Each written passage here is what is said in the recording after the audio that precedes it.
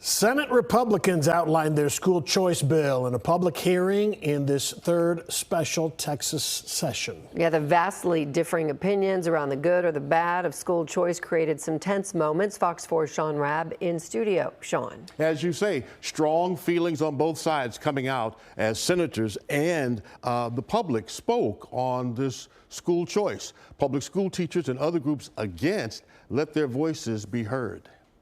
I have met thousands of parents begging for the opportunity to speak for their child and unchain them from a school that is not serving them.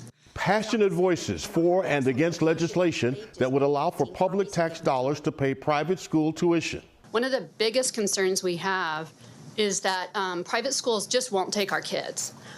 They're discriminatory. They don't have to take them. Senate Education Committee Chairman Brandon Creighton hoping to address some of the concerns about school choice as he explains the legislation in what is called Senate Bill 1. 90% of the program will be reserved for students that qualify for a free or reduced lunch or that have a disability or special needs. The program plans to be funded initially with $500 million from general revenue, separate from public education dollars, managed by the state comptroller's office, transferring monies directly to the private school once a student has been accepted.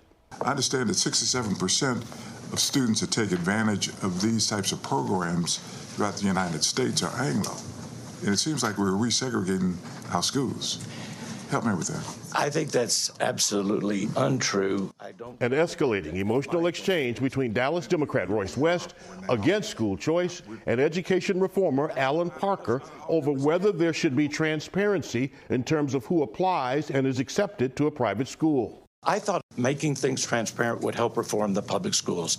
That's why we, no, excuse me, I'll do respect. We have Fort Worth ISD is institutionally racist today.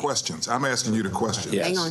Okay. You asked me, did I think we should have transparency? I'm answering that question. No, the question I asked you, should we have transparency in these voucher programs? That's the question I asked you, sir. And the answer is transparency will not fix the problem, so we need it to be transparent to the parent only. That's my answer. Well, you can see emotions charged around this idea of school choice. Democrats in the Senate know they do not have the numbers to defeat the measure once it's called for a vote. They're hoping Republicans in the House who voted no to school choice during the regular session will still stand strong against school choice. All right, Sean. Sean Rabb in studio. Thank you, Sean. All right.